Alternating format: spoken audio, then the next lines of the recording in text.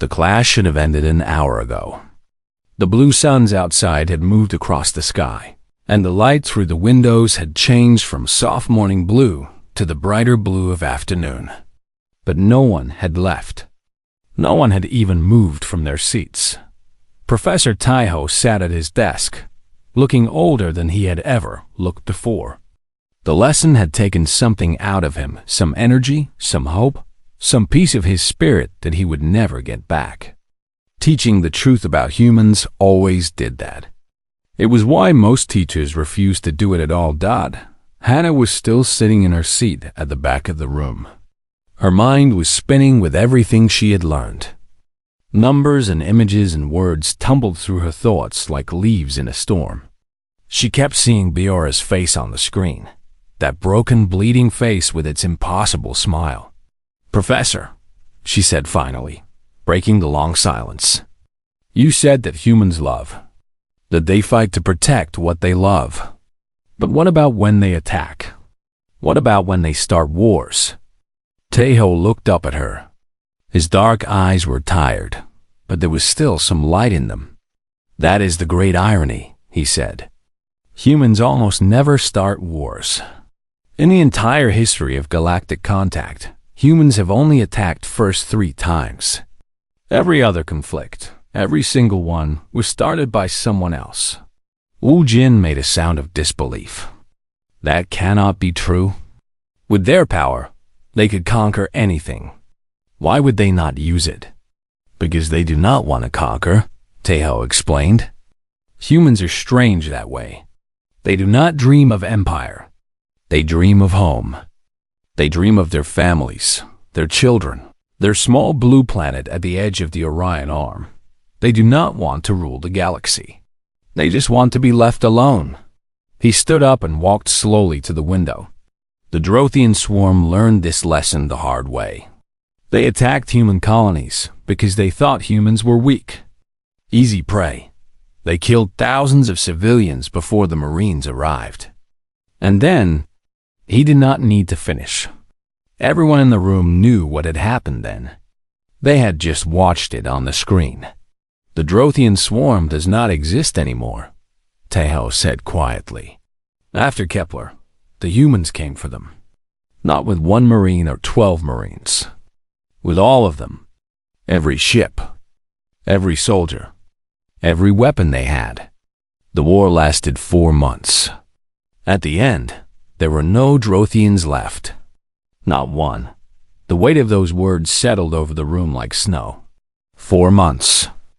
An entire species wiped from the galaxy in 4 months. "But that is not even the most frightening part," Taiho continued. "The most frightening part is what happened after. The humans did not celebrate. They did not build monuments to their victory. They went home. They buried their dead. They cried. They mourned. And then they tried to forget." Sumi's small voice came from somewhere in the middle of the room. "They cried? After they won?" "Yes. Humans cry about everything. They cry when they are sad. They cry when they are happy. They even cry when they are angry. It is very confusing." Taiho almost smiled. "But they cried after the Drothian War because they did not want to fight it. They did not want to destroy an entire species. They just wanted to protect their people." He turned away from the window and faced the class. "This is the lesson that the Galactic Council wants everyone to learn, but without using words. This is why the numbers are hidden, why the recordings are restricted. They want everyone to understand, deep in their hearts, that you do not attack humans. You do not threaten humans. You do not even make them feel unsafe. Because if you do, they will come for you, and they will not stop until you are gone." The room was quiet again, but this time, the silence felt different. It was not the silence of shock or fear. It was the silence of understanding. Hannah raised her hand one more time. "Professor, I have one last question." Taiho nodded. "Ask. The Great Peace has lasted for 200 years. Everyone is afraid of humans. But what about the humans themselves? Are they happy? It was such a simple question. But Tejo's face changed when he heard it. Something soft came into his eyes, something that might have been sadness or admiration or both. That, he said slowly, is the most important question anyone has ever asked in this classroom. He walked back to his desk and sat down. The answer is complicated. Humans are not happy that everyone fears them. They do not want to be monsters. They want to be friends. They want to trade and talk and share ideas. They want to explore the galaxy with us, not above us. He paused. But they also understand the truth. They know that peace exists because of fear. They know that if they showed weakness, if they pretended to be less than they are, the wars would start again. So they carry this burden. They let the galaxy fear them so that the galaxy can be at peace. The Taurian in the front row spoke up. His voice was quiet and thoughtful, very different from the proud tone he had used yesterday. That sounds lonely, he said. Being feared by everyone. Having no one who sees you as you really are. Tejo nodded slowly. It is lonely. Very lonely. Humans have a saying, heavy is the head that wears the crown. They did not ask to be the strongest. They did not ask to be the protectors of galactic peace. But that is what they are. And they carry that weight every day, without complaining, without asking for thanks. He looked around the room, meeting the eyes of each student in turn. That is the final lesson I want you to learn today. Yes, humans are terrifying. Yes, they can destroy entire species when they are angry. But they are also kind. They are generous. They are curious and creative and full of love. They are not the monsters that the numbers make them seem. He stood up one last time. They are just people. Strange, complicated, beautiful people. And if you ever meet one, I hope you will remember that. I hope you will see past the fear and the numbers and the stories. I hope you will give them what they have given us all. What is that? Hannah asked. Te-Ho smiled, a real smile this time, warm and gentle. A chance. A chance to be friends instead of enemies. A chance to build something together instead of destroying each other. That is all they have ever wanted. That is all any of us have ever wanted. The clock on the wall chimed, signaling the end of the day. Slowly, the students began to gather their things. They moved quietly, speaking in whispers, still processing everything they had learned. As Hannah walked toward the door, she stopped beside the professor's desk. Thank you, she said softly, for telling us the truth. Tejo looked up at her. Thank you for asking. Sometimes the truth needs to be spoken, even when it is hard. Hannah nodded and walked out into the blue afternoon light. The world outside looked the same as it always had, peaceful and calm and full of life. But she knew now that it was not as simple as it seemed. She knew that somewhere out there, at the edge of the Orion Arm, there was a small blue planet full of small, strange creatures. And those creatures, those humans, were the reason she could walk in peace. She looked up at the sky, at the stars that were beginning to appear as the suns moved toward the horizon. Somewhere out there was Earth. Somewhere out there was Beora, probably old now, probably surrounded by family and friends who loved her. Hannah made a silent promise to herself. If she ever met a human, she would not be afraid. She would not run or hide or treat them like monsters. She would walk up to them and extend her hand in friendship, because that was what they deserved. That was what they had earned, and maybe, just maybe, that was how true peace would finally begin. Not with fear, but with understanding. The silence in the room was heavy, like a blanket made of stone. Every student sat frozen in their seat, their eyes still fixed on the dark screen where the recording had been. Some of them were shaking. Some had tears running down their faces. Some looked like they might be sick. Woojin was the first to speak. His voice came out rough and broken, like he had forgotten how to use it. That was just one he said. Just one human. One female. And she killed. How many? 847, Professor Taeho answered quietly. That was her final confirmed count for the Kepler siege. Wu Jin shook his head slowly. His thick gray hands were gripping the edge of his desk so hard that the material was starting to crack. But that is impossible. The Drothians were strong. They had armor. They had numbers. And she was broken. Her arm, her body, everything was broken. How did she keep fighting? How did she not die? Taeho stood up and walked to the window. He looked out at the blue sky, at the peaceful world outside where ships flew through the air and students walked between buildings. It all seemed so normal, so safe. But he knew better now. They all did. Humans have a word, he said, still looking out the window. They call it adrenaline. It is a chemical that their bodies produce when they are in danger. It makes them faster, stronger, and able to ignore pain. But that is only part of the answer. He turned back to face the class. The real answer is simpler and more terrifying. Humans do not fight because they want to win. They fight because they refuse to lose. Those are not the same thing. Do you understand the difference? A Phoenix student named Sumi raised her hand slowly. Her wings were pressed tight against her back, and her small body was trembling. I think I understand, she said. When you fight to win, you stop when winning becomes impossible. But when you fight because you refuse to lose, you never stop, Taeho finished. You keep fighting until your body physically cannot move anymore. And even then, humans have been known to keep going. They crawl. They bite. They use their last breath to throw one more punch. He walked to his tablet and typed something. A new image appeared on the screen. It was a medical chart, covered with numbers and diagrams. This is the medical report for Sergeant Buor after the Kepler siege, he explained. Look at this list. Broken arm. Broken ribs, 4 of them. Collapsed lung. Severe blood loss. Burns over 30% of her body. Cuts and wounds too numerous to count. Any one of these injuries would have stopped a soldier of any other species. Together, they should have killed her 10 times over. He pointed at a number at the bottom of the chart. But look here.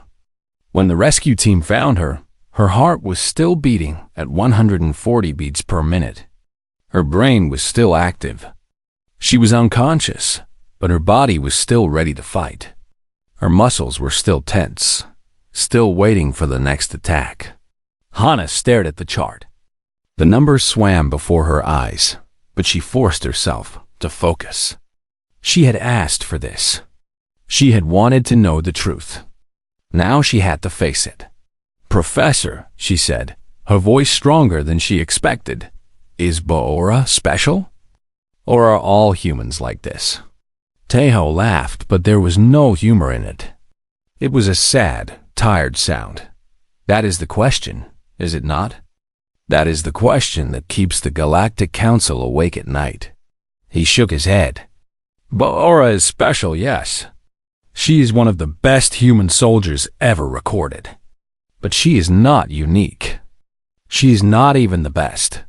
He typed something else, and a list appeared on the screen. It was a list of names, human names, followed by numbers. These are the top 50 human Marines by confirmed kill ratio. But Ujara is number 12 on this list. The human at the top of this list, a male named Dongha, has a confirmed kill ratio of 1,203 to 1. Gasps filled the room. Students whispered to each other in shock and disbelief. But the average human Marine, Taeho continued, the normal, everyday soldier that Earth sends into battle, their average kill ratio is still 847 to 1. That is not because of 1 or 2 special soldiers. That is because all of them fight this way. Every single one. Wu Jin stood up suddenly. His chair scraped loudly against the floor. This must be wrong, he said.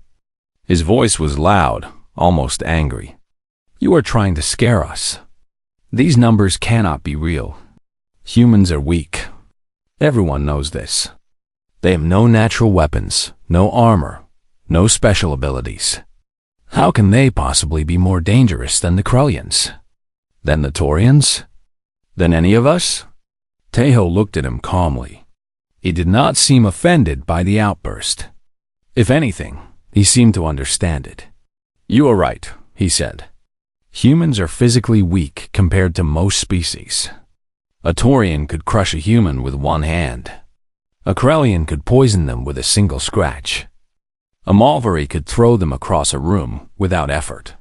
He paused. "But you are thinking about this the wrong way. You are thinking about what a human cannot do. Let me tell you what they can do." He turned off the medical chart and brought up a new image. It was a picture of a human, a small, soft-looking creature with no claws, no fangs, no armor. It looked weak. It looked harmless. "Humans can run," Tejo said. "Not fast, many species are faster. But humans can run for hours without stopping. Days, even. They evolved on a world where they hunted by chasing their prey until it collapsed from exhaustion. They do not need to be fast. They just need to never give up." He changed the image. Now it showed a human standing in what looked like a frozen wasteland, wearing thick clothing but still alive. Humans can survive. They can live in deserts where the temperature is hot enough to cook food. They can live in frozen lands where water turns to ice. They can survive without food for weeks, without water for days.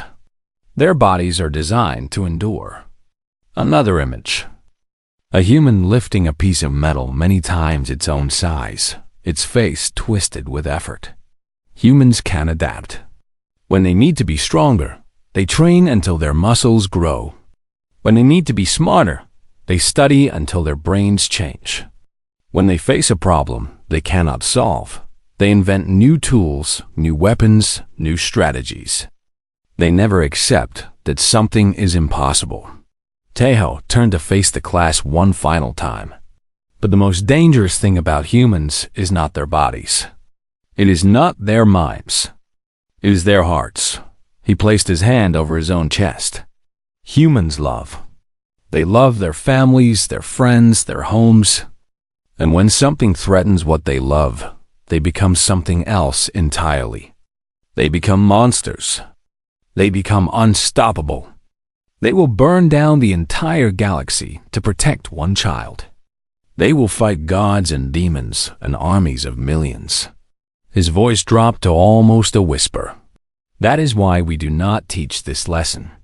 That is why the Galactic Council hides these numbers.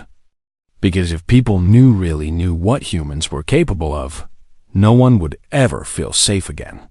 The room was silent. Hana looked around at her classmates. The Taurian in the front row, who had been so proud of his species yesterday, now looked small and afraid. The Krellians had pulled their arms close to their bodies, as if trying to protect themselves from an invisible threat. The Fenix were huddled together, their wings wrapped around each other. They were all afraid. And for the first time, Hana understood why the galaxy had been at peace for 200 years. It was not because everyone had learned to get along. It was not because war was too expensive or too destructive. It was because everyone was afraid of Earth. Everyone was afraid of humans. And now, so was she. The screen flickered and changed. The bright numbers disappeared, replaced by something else, a recording, old and grainy, but still clear enough to see. The image showed a rocky canyon on a dead world. The sky above was dark red, filled with dust and smoke. The ground was brown and cracked, covered with stones and the broken pieces of machines. It looked like a place where nothing could live, where nothing should exist except silence and death. But there was someone there. In the middle of the canyon, standing between two tall rocks, was a human. A female. She was small, so much smaller than any of the students in the room. Her armor was black and scratched, covered with burns and dents. In her hands, she held a weapon that looked too big for her body. Her helmet was cracked, and through the crack, they could see her face. She was smiling. Professor Taeho paused the recording. "This is Sergeant Boara," he said quietly. "Earth Marine, 3rd Division." The date was standard year 2847. The place was Kepler 442b, a mining colony at the edge of human space. The enemy was the Drothian swarm. A Krellian student raised his hand. The Drothian swarm? But they were destroyed centuries ago. "Yes," Taeho said. "They were." This recording is one of the reasons why. He pressed the button again, and the recording continued. The camera showed the canyon from above, probably from a flying drone. At first, there was only Boara standing there, alone in the middle of nowhere. But then, from the other end of the canyon, something appeared. It was a wave of bodies. Hundreds of them. Thousands. The Drothians were insect-like creatures, about the size of large dogs. They had sharp legs and sharp teeth, and black shells that shone in the red light.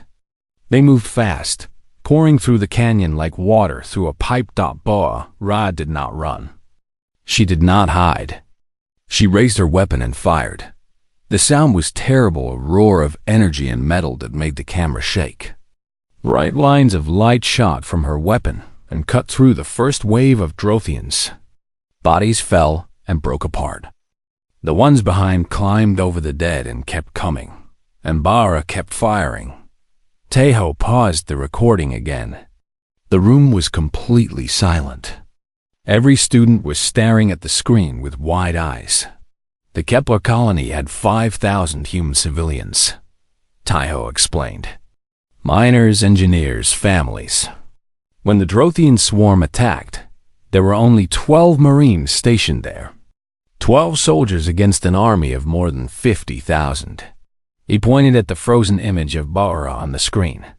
The civilians needed time to escape. They needed to reach the transport ships on the other side of the colony. But the only way to get there was through this canyon. And the Drothians knew it. A Phoenix student spoke up, her voice trembling. "What happened to the other 11 Marines?" Taeho's face became very sad. They held other positions, other canyons, other passages. One by one, they fell.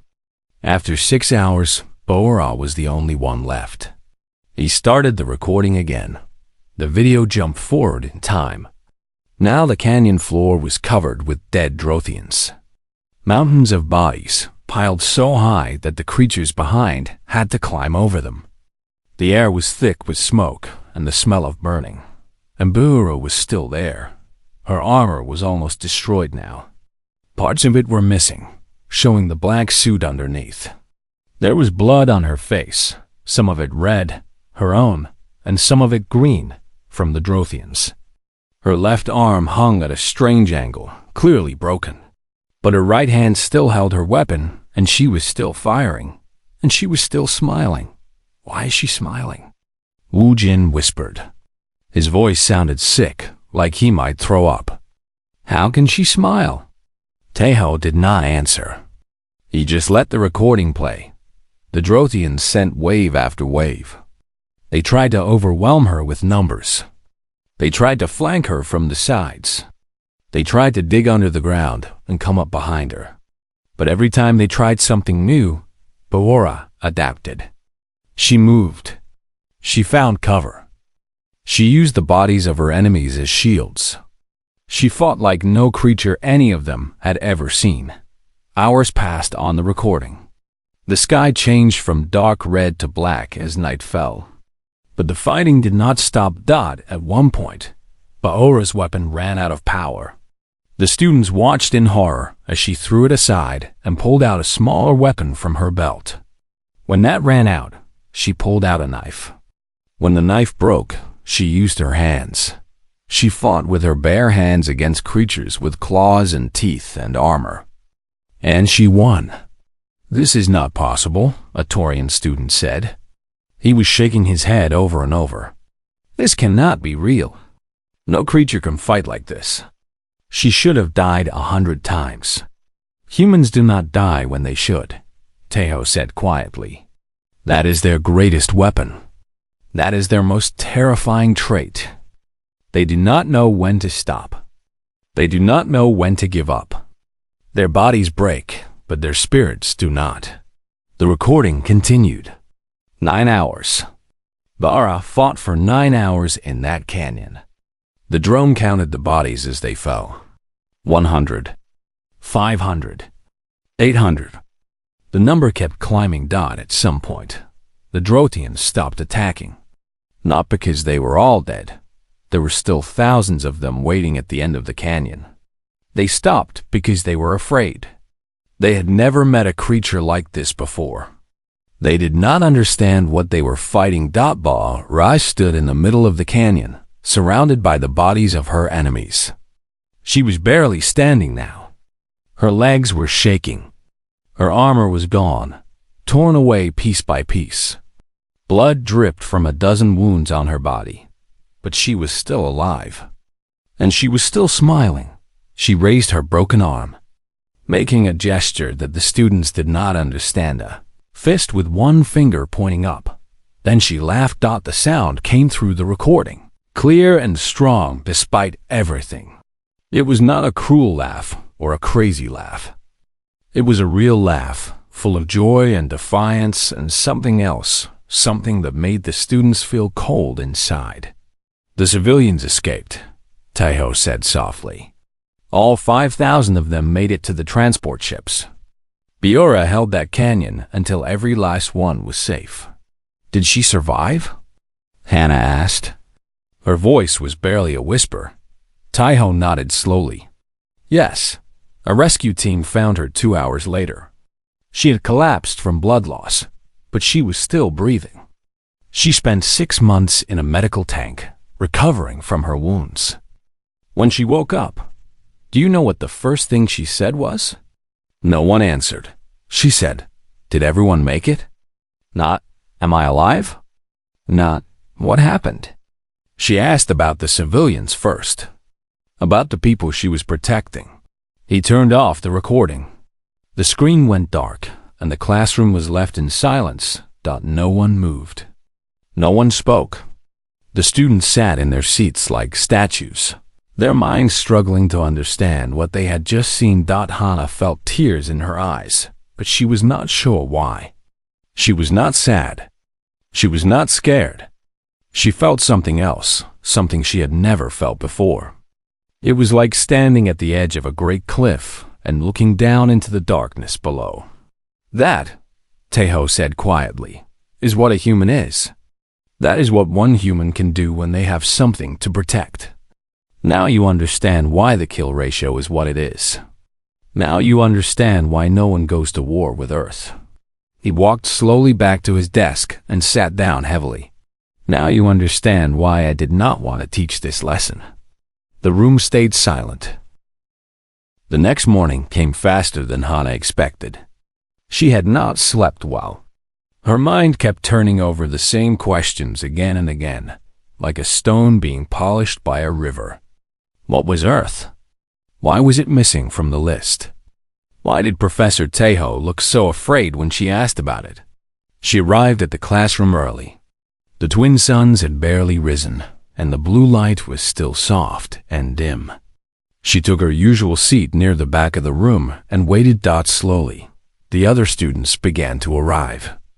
The Taurian from yesterday walked in first, his forearms carrying a stack of tablets and books. Behind him came a group of Fennec students, their small wings folded against their backs. Then came the Krellians, the Mulvari, and the others, a parade of different shapes and colors and sizes. The room filled with the sound of talking and laughing. Students greeted each other and shared stories from the night before. It was a normal morning, just like any other, but Hannah could feel something different in the air. Or maybe she was just imagining it. Maybe she was the only one who knew that today would not be normal at all. Professor Taeho entered the room exactly when the clock on the wall showed the start of class. He walked slowly to the front, his gray robes dragging on the floor behind him. He did not look at Hana. He did not look at anyone. He just set his tablet on the desk and turned to face the class. "Good morning," he said, his voice as calm as always. "Today we will continue our study of galactic military history." He pressed a button and the large screen behind him came to life. It showed the same map from yesterday, the same dots of color spread across the galaxy. But this time, there was no gap in the list. The empty space had been filled with words that said, "Data restricted." Hana noticed it immediately. Her heart beat a little faster. Taeho began to talk about ancient battles and forgotten wars. He spoke about the rise and fall of empires. He spoke about the lessons that history could teach. His voice was smooth and practiced, the voice of a teacher who had given this same lecture 1,000 times. But Hana was not listening. She was watching the professor's hands. They were shaking, just a little. She was watching his eyes. They kept moving to the door, as if he expected someone to walk in at any moment. He was nervous. He was scared. Hana waited. She let the professor talk for nearly an hour. She let him explain strategies and weapons and troop movements. She let him answer questions from other students about topics that did not matter to her. And then, when there was a pause in the lecture, she raised her hand. Taeho saw her hand go up. His whole body went stiff, like an animal that had just seen a hunter. For a moment, he pretended not to notice. He looked at his tablet. He looked at the screen. He looked everywhere except at her, but her hand stayed up. Finally, he had no choice. He pointed at her with one long gray finger. "Yes, Hana?" The room went quiet. Something about the professor's voice made everyone pay attention. It was too tight, too careful. Hana stood up slowly. She could feel every eye in the room turning toward her. Some were curious. Some were confused. Some were annoyed that she was interrupting the lesson. "Professor," she said, her voice clear and steady, "yesterday you showed us a list of kill ratios for every fighting species in the galaxy. But there was one species missing. There was a gap in your list." Taeho's gray face became even paler. "Today," Hana continued, "that gap says data restricted. But I have a question, Professor. I would like to know about the species you skipped. I would like to know about Earth." The word hung in the air like a dark cloud. Earth. Just one word. But it had the power to make the whole room go silent. The Taurian student in the front row turned around to look at Hana. His compound eyes were wide. The Fennec students stopped whispering. The Corellians stopped shifting in their seats. Everyone was still. "I want to know," Hana said. "What is the kill ratio for a single Earth Marine?" For a long moment, no one moved. No one spoke. The only sound was the soft hum of the machines that kept the air clean and the lights. Right. Then someone laughed. It was a Molvari student named Wu Jin. He was big and strong, with thick gray skin and small black eyes. He laughed again, louder this time, and shook his head. "Earth?" he said. "You want to know about those little pink creatures? I have seen pictures of them. They have no claws, no armor, no poison. They cannot even survive in space without special suits. Why would anyone care about their kill ratio?" A few other students laughed with him. The tension in the room began to break. Some students started whispering to each other, making jokes about the weak little humans from the edge of the galaxy. But Professor Taeho did not laugh. He did not even smile. He stood very still at the front of the room, his dark eyes fixed on some point in the distance that no one else could see. His hands had stopped shaking. Now they were pressed flat against the desk, as if he was trying to hold himself up. "Enough," he said. The word was quiet, but it cut through the laughter like a knife. The room went silent again. "Enough," Taeho repeated. "You laugh because you do not know. You laugh because no one has told you the truth. But you should not laugh. You should never laugh about Earth. Wu Jin's smile faded. He looked confused and a little embarrassed. Professor, he said, I did not mean to sit down. Wu Jin sat down. Taiho walked slowly around his desk and stood in front of the class. He looked at each student in turn, his dark eyes moving from face to face. When he spoke again, his voice was low and serious. What I am about to tell you is not in any textbook. It is not in any database that students can access. The information exists, but it is hidden. It is hidden because the Galactic Council decided 200 years ago that some truths are too dangerous for young minds. He paused and took a deep breath. But Hannah asked a question, and a teacher should never be afraid of questions. He turned to the screen and typed something on his tablet.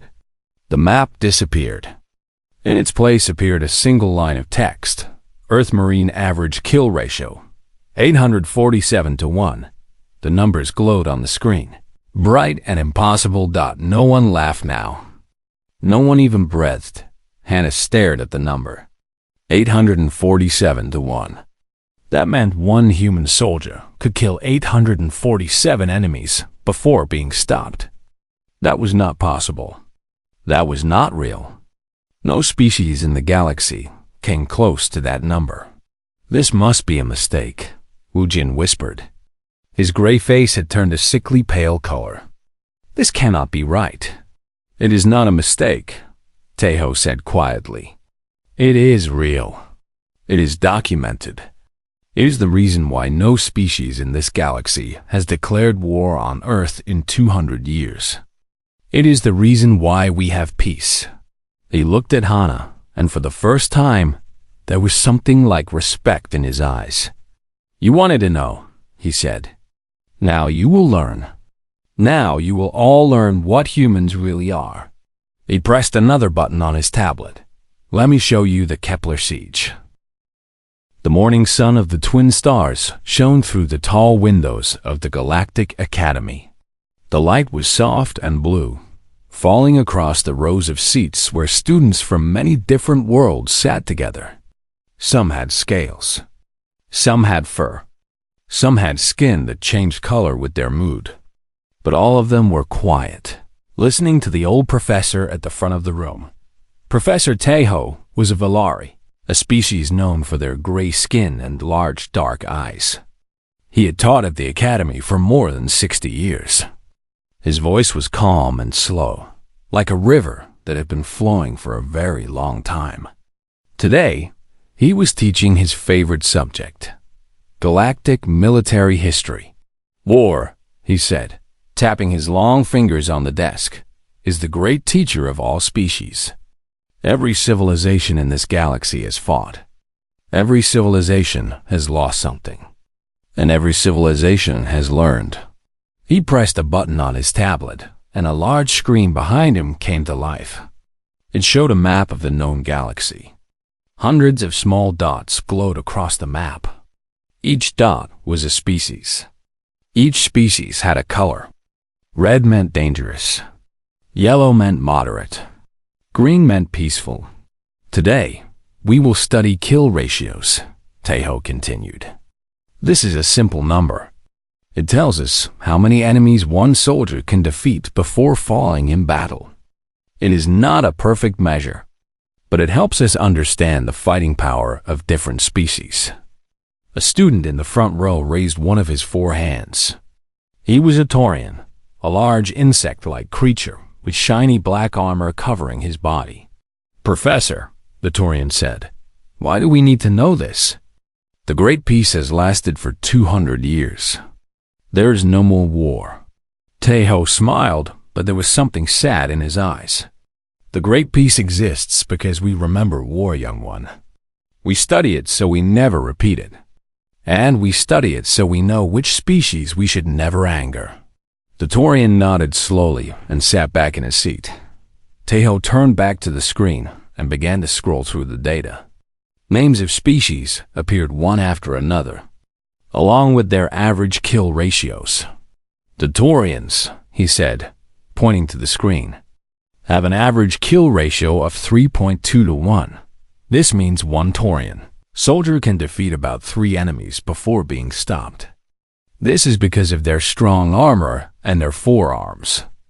Very impressive. The Taurian student sat up a little straighter, feeling proud. The Valari, Taiho continued, pointing to his own species, have a ratio of 1.8 to 1. We are not natural fighters. We prefer thinking to killing. But when we must fight, we are not helpless. He scrolled through more species. The Krellians had a ratio of 5.1 to 1 because of their poison claws. The Movari had 2.4 to 1 because of their thick skin and great strength. The Phoenix had 4.7 to 1 because they could fly and attack from above. The students took careful notes. Some whispered to each other, comparing their own species to others. The room was full of soft sounds, the scratch of writing tools, the click of tablets, the quiet breathing of many different lungs. Then, Taiho stopped scrolling. The screen showed a gap in the list. There was a space where one species should have been, but instead there was only a blank line. A student near the back of the room noticed it. She was a young Valari female named Hannah. She had always been curious, always asking questions that others were afraid to ask. Her eyes narrowed as she looked at the empty space on the screen, but she did not speak. Not yet. Taiho quickly scrolled past the gap and continued his lesson. He talked about the great battles of the past. He talked about the strategies that different species used. He talked about the weapons and the ships and the brave soldiers who gave their lives. But Hannah was not listening anymore. Her eyes kept going back to that empty space. She looked at the species listed before the gap and the species listed after. She did the math in her head. The gap was in the section for species from the Orion arm of the galaxy. That was where Earth was located. She had heard stories about Earth before. Everyone had. But the stories were always told in whispers, like scary tales told around the fire at night. She had heard that humans were small and weak. She had heard that they had no claws, no armor, no wings. She had heard that they could not see in the dark and could not breathe underwater. By all logic, they should be at the bottom of every list. But they were not on the list at all. The lesson continued for another hour. Taiho talked about the importance of understanding your enemy. He talked about the cost of war and the value of peace. He was a good teacher, and his words were wise. But when the lesson finally ended and the other students began to pack their things, Hannah stayed in her seat.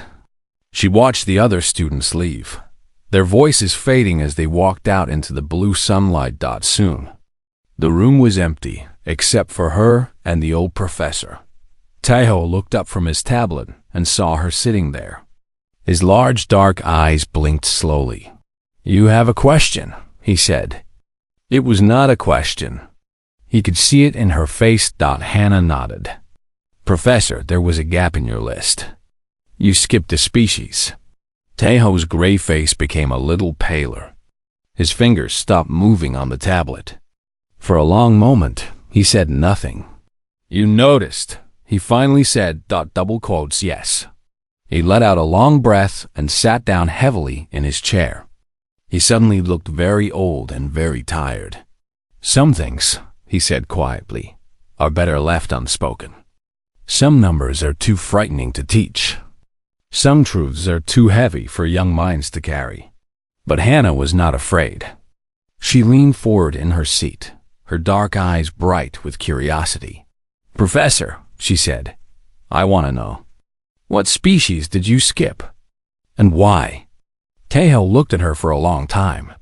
He could see that she would not let this go.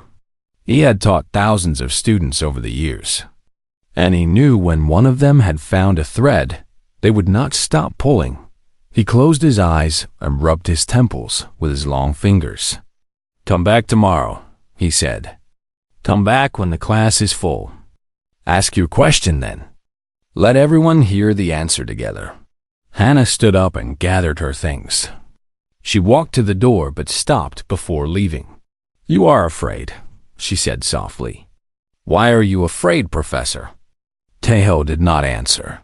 He just sat there in the blue light, staring at the empty space on his screen, where Earth should have been. Tomorrow would come soon enough. And when it did, everything would change.